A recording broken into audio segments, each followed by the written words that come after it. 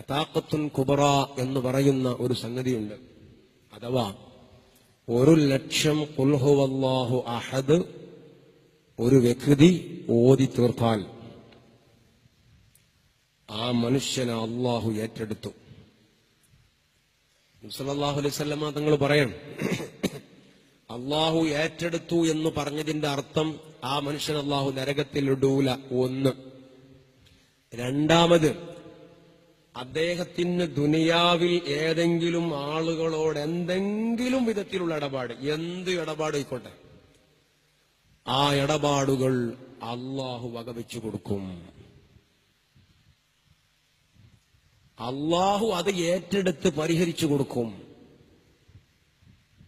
ഈ ഹദീസ് വിശദീകരിച്ചിട്ട് മഹാന്മാര് പറയുന്നത് എന്താ പറയുക, ഇങ്ങനെയുള്ള ഒരു അവസ്ഥയിലേക്ക് എത്തിയാൽ സബഉൽ മൂബിഖാത്തിൽപ്പെട്ട തെറ്റ് പോലും സംഭവിച്ചിട്ടുണ്ടെങ്കിൽ പോലും തൗബയില്ലാതെ ആ മനുഷ്യനെ അള്ളാഹു ഏറ്റെടുക്കും.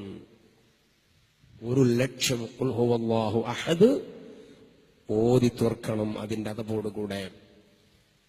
സഹോദരന്മാരെ, നമുക്ക് ശ്രദ്ധിക്കാവുന്നതാണ്, നമുക്ക് ശ്രമിക്കാവുന്നതാണ്. നമ്മുടെ മജ്‌ലിസിൽ സ്ഥിരമായി പങ്കെടുക്കുന്ന സഹോദരൻ, അദ്ദേഹം ഇപ്പോഴും നമ്മുടെ മജ്‌ലിസിലുണ്ട്.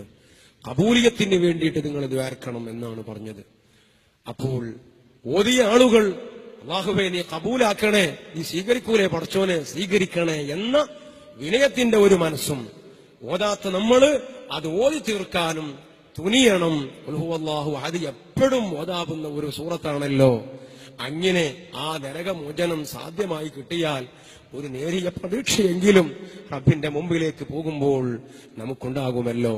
അല്ലാഹു തആല നമുക്കതിനൊക്കെയുള്ള തൗഫീഖിനെ തരട്ടെ.